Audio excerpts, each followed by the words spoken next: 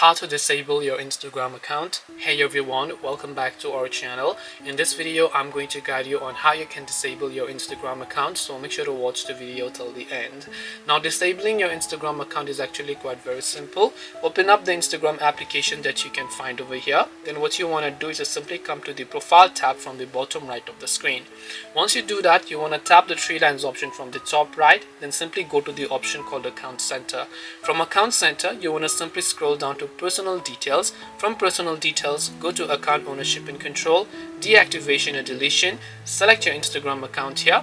Now, whether you want to deactivate or delete it, it's totally up to you. I will select deactivation because this is only temporary. Then you can tap the continue button, enter your password, tap and continue, and your Instagram account will get successfully deactivated or disabled. That's all it takes to disable your Instagram account. Hope this video was very helpful. If you have got any more questions, then feel free to also leave them down in the comment section. Thank you for watching and see you in the next video.